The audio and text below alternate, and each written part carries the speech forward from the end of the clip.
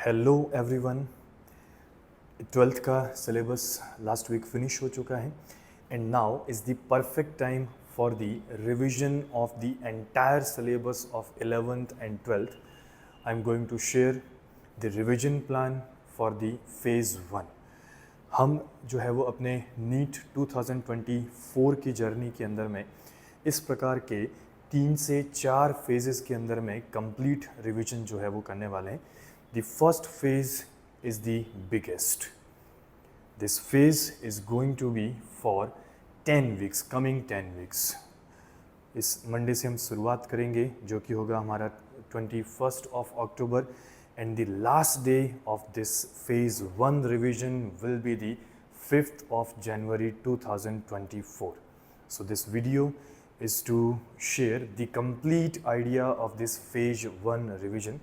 So be with me and let's go with the every step I have planned in the phase 1 for you for the effective revision. Okay. So the very first thing जो हमारे लिए important है, जो हमारे लिए जानना सबसे ज़्यादा important है कि रिविजन इतना महत्वपूर्ण क्यों है। रिविजन महत्वपूर्ण इसलिए है, कुछ एक पॉइंट्स हैं, कुछ एक फैक्टर्स हैं उसके पीछे जो मैं शेयर करना चाहूँगा। जब हम कोई भी टॉपिक पहली बार क्लासरूम के अंदर में पढ़ रहे होते हैं, specifically let's talk about the 11th के स्टार्टिंग के चैप्टर्स की बात करते हैं। जब आपने जस्ट जो है वो कोचिंग ज्वाइन किया होता है, 10th तक हमारी पढ़ाई का रूटीन अलग होता है। 11th 12th के अंदर में the demand of routine is different, you know it very well. इस रूटीन तक पहुंचने के लिए लाइक 4.5 आवर की क्लासरूम टीचिंग, लेक्चर्स अटेंड करना, उसके बाद जो भी वर्कशीट्स मिले उसको टाइमली फिनिश करना। This timely thing is very important. Might भी बहुत सारे बच्चों ने पहले ही दिन से अपने 11th में सारे काम एकदम टाइमली फिनिश किए होंगे, तो कोई भी चैप्टर वीक नहीं रहा होगा। ऑलमोस्ट उनकी परफॉर्मेंस एक अच्छे जोन के अंदर में पूरे के पूरे इन 2 साल की जर्नी के अंदर में निकला होगा। Might be some student starting के जो 2 से 3 मंथ है, they took these 2 to 3 months to get settle down with the culture of coachings. Like कैसे आपको डेली पढ़ने की ज़रूरत है, डेली आपके पास में एक फिक्स स्टडी प्लान होना चाहिए, स्टडी आवर्स होने चाहिए। You need to study 3 subjects PCB with the equal weightage. Initially some students do like this कि नहीं मुझे फिजिक्स अच्छा लगता है, या मुझे केमिस्ट्री अच्छा लगता है, या मुझे बायोलॉजी अच्छा लगता है, तो वो पूरे दिन उसे ही पढ़ते रहेंगे। बाकी सारे सब्जेक्ट्स जो है वो कहीं ना कहीं वीक होते हुए शायद उन्हें ज़्यादा टाइम देना चाहिए बट उन्हें कम टाइम मिल पाता है। तो बहुत सारे प्रकार के रीज़न हो सकते हैं। 11th के स्टार्टिंग के जो चैप्टर्स हैं, 4 से 5 चैप्टर्स, मेरा ये मानना है जनरली ये वीक होने के चांसेस होते हैं बिकॉज आप अभी जस्ट टेस्ट लिखना स्टार्ट किया होता है, संडे टेस्ट आते हैं, देन धीरे धीरे करके आप अपने रूटीन को जो है वो इवॉल्व कर रहे होते हैं, आखिरी में जाकर एक स्टैंडर्ड रूटीन तक पहुंच पाते हैं। 12th में भी हो सकता है, माइट भी कुछ बच्चों के साथ ये दिक्कत रही हो। रिवीजन ज़रूरी इसलिए है बिकॉज जब भी आप पहली बार कोई टॉपिक पढ़ेंगे तो वो एकदम परफेक्ट मैनर के अंदर में रेडी हो जाए, शायद वो नहीं हो पाए।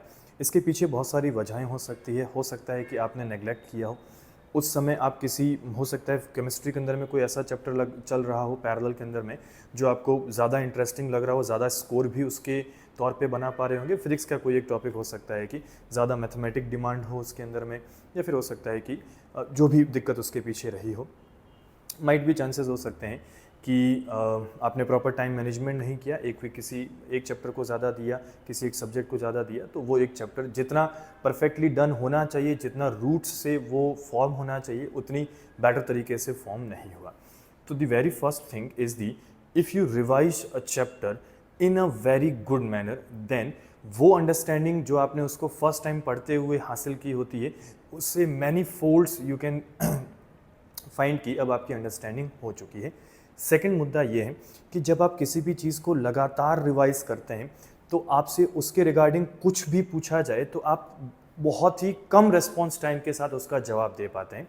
जैसे आज हीट एंड थर्मो जो है वो आज हमें हो सकता है कि हमने करीब 7-8 महीने पहले उस टॉपिक को पढ़ा है, उसके वर्क डन के फॉर्मूला एकदम से उठा के पूछ लिया जाए तो शायद आज हमें याद नहीं हो। इलेक्ट्रोस्टैटिक जो कि हमारा 12th का पहला चैप्टर है, उसके अंदर में अचानक से कोई बड़ा फॉर्मूला पूछ लिया जाए कि रिंग के एक्सियल पॉइंट का फील्ड क्या है, या फिर एक सॉलिड स्फीयर के इनसाइड पॉइंट का पोटेंशियल क्या है, तो उतना परफेक्ट मैनर में हमें नहीं याद हो जितना परफेक्ट मैनर में हमें याद था जब वो चैप्टर रनिंग में था। तो रिवीजन इसीलिए महत्वपूर्ण है। जब आप अभी रिसेंट समय के अंदर में सारे डेटा के साथ अच्छे से गो थ्रू करेंगे तो आपके दिमाग में सारी चीज़ें एकदम फ्रेशन अप मैनर के अंदर में रहेंगी, and then you will be in perfect form to attempt a paper. एकदम स्पीडी मैनर के अंदर में, एकदम एक्यूरेट मैनर के अंदर में आप अच्छे से जो है वो पेपर अटेम्प्ट कर पाएंगे। तो इसीलिए हमारा 10 वीक्स का प्लान है। फेज़ 2 का ड्यूरेशन इससे कम होगा, फेज़ 3 का ड्यूरेशन इससे कम होगा। तो फेज़ 1 अपनी अहमियत इसलिए बनाता है बिकॉज इसके अंदर में है हम हर चैप्टर को एक परफेक्ट टाइम जो है वो प्रोवाइड करते हैं। चलिए, तो क्या है ये प्लान? तो ये प्लान ये आपके सामने अभी स्क्रीन पे है, आप देख सकते हैं। यहाँ आपके पास में फ्रॉम 1 to 10 ये जो है वो वीक्स मेंशन किए गए। हर वीक का एक ड्यूरेशन मेंशनड है। हर वीक को हम 2 हिस्सों के अंदर में कट करने वाले हैं। मंडे वेडनेसडे और मंडे ट्यूसडे एंड वेडनेसडे ये एक ग्रुप रहेगा। थर्सडे फ्राइडे एंड सैटरडे ये एक ग्रुप होगा। Sunday we will give it to the test, जैसा हमारा जो जनरली हमारा शेड्यूल चलता है उसके अनुसार। 11th के कौन से चैप्टर्स कौन से वीक के अंदर में असाइंड हैं आप आराम से इसमें देख सकते हैं, और ये PDF आपके साथ में शेयर भी कर दी जाएगी इस शेड्यूल की। वीक 1 में जो चैप्टर है वो है काइनेमेटिक्स। काइनेमेटिक्स कहने में एक चैप्टर जैसा लगता है, बट जो पढ़े हैं वो जानते हैं कि kinematics consist rectilinear, projectile, relative and circular, 4 chapters से मिलके ये एक चैप्टर बना है। जो first half of the week होगा मंडे ट्यूसडे और Wednesday we will give it to the kinematics, then Thursday Friday and Saturday we will give it to the electrostatic. Saturday is like a common day. मैं अभी share करूंगा कि हर दिन में अपने को क्या करना है। जस्ट आप एक बार इस जो है वो वीडियो को पॉज करके you can go through the schedule कि किस प्रकार से ये शेड्यूल अरेंज किया गया है। एक चीज़ आप यहाँ देखेंगे तो यहाँ आपको एक मैराथन टेस्ट दिखाई देगा। 6th वीक के सेकेंड पार्ट के अंदर में there is a marathon test. इस मैराथन टेस्ट के अंदर में ये जितने भी चैप्टर्स उससे पहले कवर हुए हैं, भले वो 11th का चैप्टर हो या 12th का चैप्टर, वो एक बड़े टेस्ट के रूप में आपके सामने रखा जाएगा। तो वो हम देखेंगे कि उसका क्या इंपॉर्टेंस है व्हेन द टाइम केम। चलिए, अब हमें जानना है, आपने शेड्यूल देखा कि हमने हर एक वीक के अंदर में कितने चैप्टर्स असाइन किए हैं, 2। एक चैप्टर कहाँ से आता है 11th का, और एक चैप्टर कहाँ से बिलोंग करता है 12th से। अब 11th के चैप्टर को कैसे रिवाइज करना है, बिकॉज जब हम कहते हैं रिवाइज तो बच्चे का दिमाग एकदम फ्लडेड हो जाता है विद द मैनी थॉट्स। क्या क्या करेंगे, बच्चा वही सारे काम करने की कोशिश करता है जब एक चैप्टर रनिंग था। देखो, जब एक चैप्टर रनिंग था, जैसे काइनेमेटिक्स जैसे एक चैप्टर की बात करें, हमने 1 महीने करीब 1 महीने का दौरान जो समय है काइनेमेटिक्स चैप्टर को कंप्लीट करने में दिया था। क्लासरूम टीचिंग हुई, उसके बाद में गिवन वर्कशीट्स हुई, उसके बाद में पेपर्स हुए, PYQs हुए एंड एवरीथिंग। क्वेश्चंस की संख्या भी अगर आज हम जो है वो देखने की कोशिश करें तो करीब 450 to 500 क्वेश्चंस हमने काइनेमेटिक्स जैसे चैप्टर के अंदर में सॉल्व किए थे। क्या पॉसिबल है अब इतने क्वेश्चंस को दोबारा सॉल्व कर पाना? तो सेकंड थॉट ये आता है कि सर अगर पॉसिबल नहीं है तो अगर हम 500 क्वेश्चंस नहीं करेंगे, जब हमने चैप्टर क्लास के अंदर में पढ़ा और उसको परफेक्टली जो है वो समझने की कोशिश की, तो सॉल्विंग के लिए 500 क्वेश्चंस की जरूरत पड़ी। कुछ चैप्टर्स छोटे चैप्टर्स हैं तो हो सकता है उसमें 200 से 300 के क्वेश्चन नंबर रहे होंगे। तो अगर आज हम ये 200 से 300 क्वेश्चंस नहीं करेंगे तो क्या उसी अंडरस्टैंडिंग लेवल तक पहुँच पाएंगे? बिकॉज आपने तो बोला कि रिवाइज करेंगे तो अंडरस्टैंडिंग लेवल 1 स्टेप 2 स्टेप और ऊपर जाएगा। जब हम उतने क्वेश्चंस ही नहीं कर रहे हैं तो अपनी अंडरस्टैंडिंग उस लेवल तक भी कैसे आएगी जितनी फर्स्ट टाइम जब हम पढ़े थे तब थी?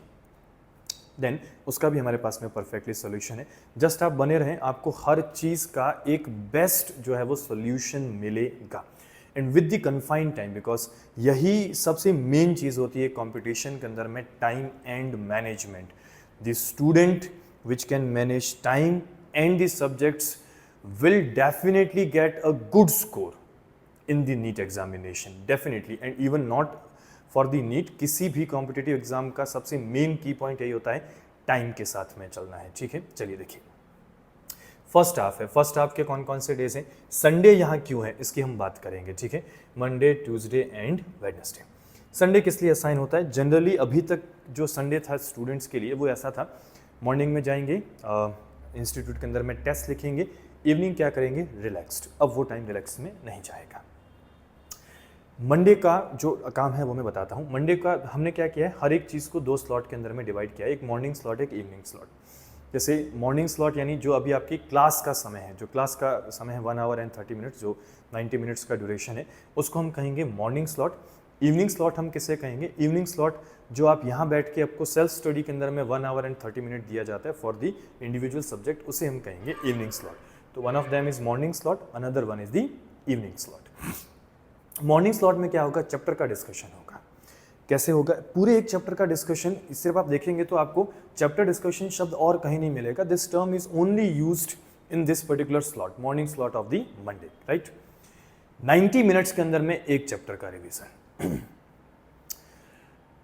ये आप जब क्लास में बैठेंगे so you will see the magic की कैसे 90 मिनट्स के अंदर में एक पूरे चैप्टर को कॉर्नर टू कॉर्नर हम जो है वो कॉन्सेप्चुअली कवर कर पाते हैं। ऑब्वियसली इस चैप्टर डिस्कशन के अंदर में उतने बेसिक डिस्कशन नहीं होंगे जो चैप्टर चलने के दौरान हुए, एकदम बेसिक चीज़ इसके अंदर में नहीं होगी, टू दी पॉइंट बात होगी। तो ये टू दी पॉइंट बात हम कैसे समझ पाएंगे, काइनेमेटिक्स आज से हमने करीब करीब 15 महीने पहले पढ़ा है, तो उस चैप्टर की एकदम डिटेल्ड चीज़ आपको कैसे पता होगी कि अगर एवरेज वेलोसिटी की बात करें तो जो है वो इक्वल डिस्टेंस होगा तो क्या फॉर्मूला, और इक्वल टाइम है तो क्या फॉर्मूला है, या फिर बहुत डिटेल्ड चीज़ें, प्रोजेक्टाइल मोशन है, अलग अलग चीज़ें हैं, रिलेटिव मोशन है, स्पेशल केसेस हैं रेनमेन प्रॉब्लम के या फिर जो है वो रिवर बोर्ड प्रॉब्लम्स के, तो मिनिमम ड्रिफ्ट के लिए क्या होना चाहिए, इतना प्रॉपर कॉन्टैक्ट नहीं है। मैंने जितनी भी टर्म्स बोली है, ये प्रॉपर कॉन्टैक्ट कैसे स्टैब्लिश किया जा सकता है, कैसे रीगेन किया जा सकता है, संडे का evening slot, this is essential thing for every student. And मैं पेरेंट्स से भी कहूँगा कि जस्ट मेक श्योर कि बच्चा ये इवनिंग स्लॉट का काम ज़रूर करके आए ताकि ये मॉर्निंग स्लॉट ऑफ मंडे को फ्रूटफुल बनाया जा सके। अब इसके अंदर में अगर एक नॉन स्टॉप 90 मिनट्स का डिस्कशन हो, आप नोट्स पढ़ के आएँ, कंप्लीट नोट्स नहीं पढ़ पाएंगे बिकॉज एक चैप्टर है तो उसके नोट्स को कंप्लीट तरीके से उसके अंदर में किए गए क्वेश्चंस वगैरह एंड एवरीथिंग को कवर करने के लिए एटलीस्ट आपको, अगर हम एवरेज बात करें कि इलेक्ट्रोस्टैटिक्स, काइनेमेटिक्स, इस प्रकार के चैप्टर्स हैं, मॉडर्न फिजिक्स के chapters it takes less time, ray optics chapter है ये एक बड़ा चैप्टर है, फ्लूइड मैकेनिक्स है तो ये एक बड़ा चैप्टर है, रोटेशन है तो ये एक बड़ा चैप्टर है। तो जनरली मैंने क्लब्स इसी प्रकार से बनाए हैं, कहीं कहीं आप देखेंगे कि एक एक चैप्टर भी है, दो दो चैप्टर भी है। यहाँ मॉडर्न फिजिक्स टर्म देखेंगे तो 3 दिन के अंदर में photoelectric, atomic, nuclear and the semiconductor, because recently cover हुआ है, okay sorry, semiconductor is assigned here in the 10th week of the second slot.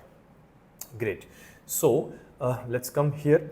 तो आपको एक ठीक ठाक जो है वो उसके अंदर में आप समझिए कि on an average what you want की 4 आवर्स टू 5 आवर्स ये समय आपको जो है वो लगना ही है नोट्स की रीडिंग के अंदर में। समटाइम इट्स वेरी, तो इसको हम मान लेते हैं कि 3 घंटे से 5 घंटे के बीच में आपको इसके अंदर में डेडिकेट करना होगा। उसका 50% you dedicate here, almost more than 50 to 60%। तो क्या होगा, एक बेसिक डेवलपमेंट आपका दिमाग के अंदर में वापस आ जाएगा कि चैप्टर की कनेक्टिविटी आएगी कि चैप्टर किस बारे में बात करना चाहता है, मेन की पॉइंट्स क्या है, मेन टर्म्स क्या है, पोटेंशियल, जैसे इलेक्ट्रोस्टैटिक है तो पोटेंशियल क्या है, पोटेंशियल एनर्जी क्या है, गॉस थ्योरम में क्या चीज़ें कही गई, फ्लक्स क्या है। तो एक बेसिक आपकी कनेक्टिविटी होगी। जब मैं यहाँ चैप्टर डिस्कशन क्लास के अंदर में कर रहा हूँ, so you will understand each and everything in a very speedy manner. बाकी नोट्स बच गए, अभी पूरा नोट्स तो नहीं हो पाया ये संडे इवनिंग के अंदर में, मॉर्निंग स्लॉट तो डिस्कशन में लग गया। तो जो बचे हुए नोट्स हैं उसको कब फिनिश किया जाएगा, इमीडिएटली उसी दिन मंडे को इवनिंग के अंदर में आप जो है वो अपने पेंडिंग नोट्स के वर्क को फिनिश करेंगे। देन अभी सिर्फ नोट्स पढ़ लेने से, फिजिक्स से बिना सॉल्विंग के कुछ भी संभव नहीं है, उतनी बेटर कनेक्टिविटी नहीं आ पाएगी, डेफिनेटली नहीं आ पाएगी। तो हम क्या करेंगे, ट्यूसडे को I will give you on an average 100 question sheet for each chapter. This thing is called review package. जैसे आपके पास ज्ञान सूत्र है, शॉर्ट नोट्स का एक बंडल, एक पैकेज, उसी प्रकार से रिव्यू पैकेज। रिव्यू पैकेज में 100 question, almost 100 question for 1 chapter.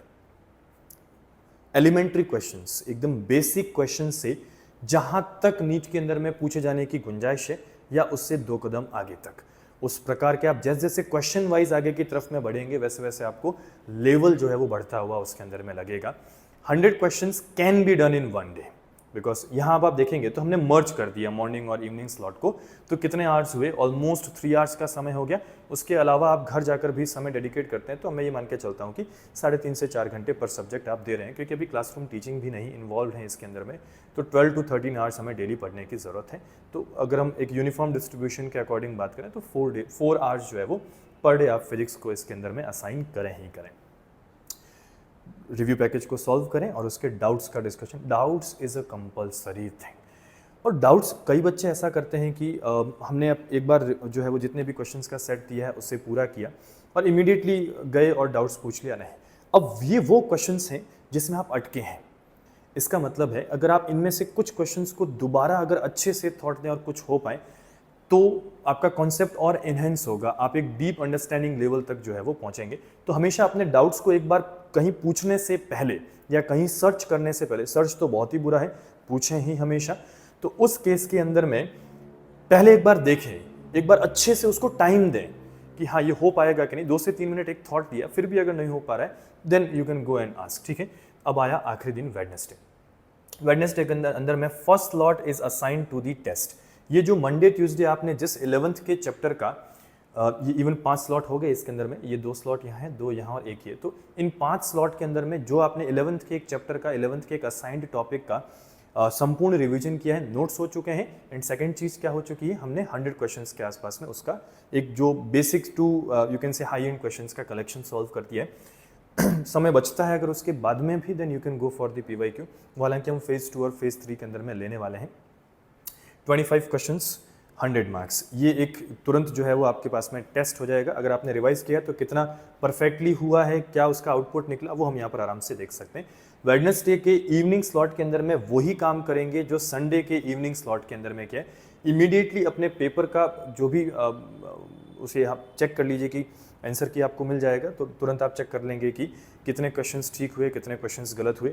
Might भी हो सकता है समटाइम्स यू विल फाइंड कि उतना परफेक्टली जो आप रिवाइज करना चाहते थे उतना नहीं हुआ, मुझे और थोड़े समय की ज़रूरत है। तो आप अगले काम को हैम्पर नहीं करें, I will give you time.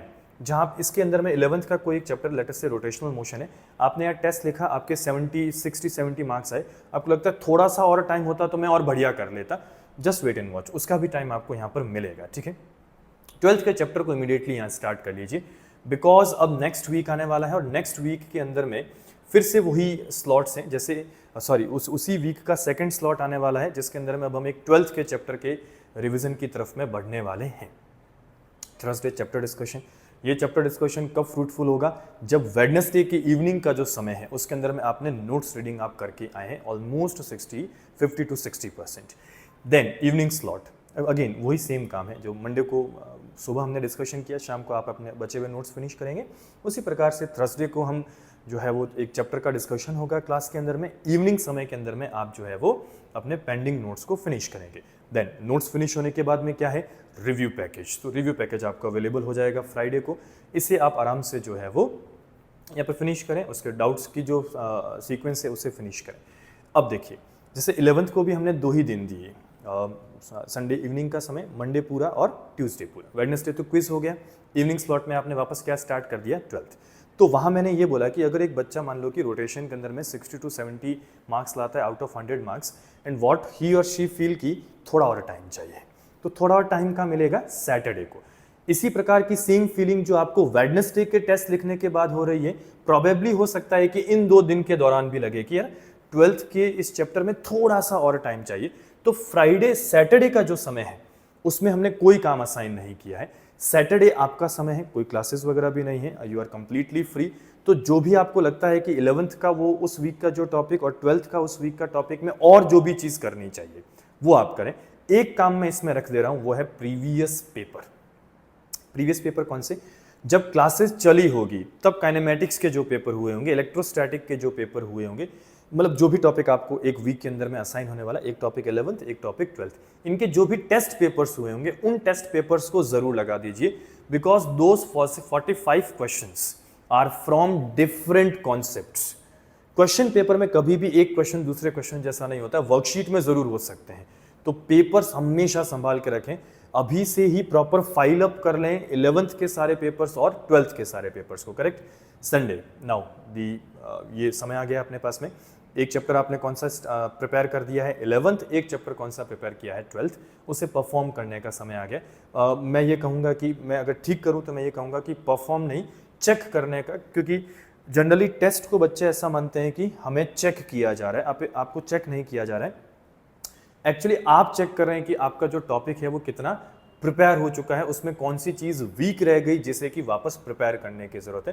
तो चेंज योर मेंटालिटी की टेस्ट किस लिए होते हैं, तो ये एक रेगुलर टेस्ट यहाँ पर असाइन किया गया, संडे का इवनिंग का, वापस एक लूप कंप्लीट हो गया। अभी समझो फर्स्ट वीक फिनिश हुआ, तो फर्स्ट वीक का जो संडे है उसके इवनिंग स्लॉट में सेकेंड वीक स्टार्ट हो जाएगा।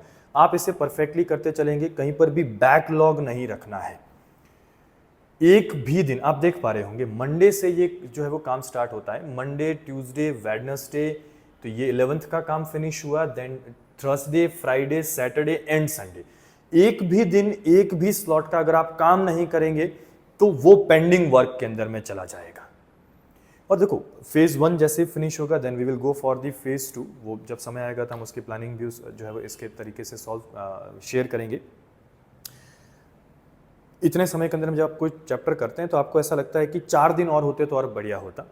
Just wait and watch. Phase 1 में कुछ पार्ट वापस रिकवर हो जाएगा, फेज 2 में कुछ पार्ट रिकवर होगा, फेज 3 में कुछ पार्ट रिकवर होगा।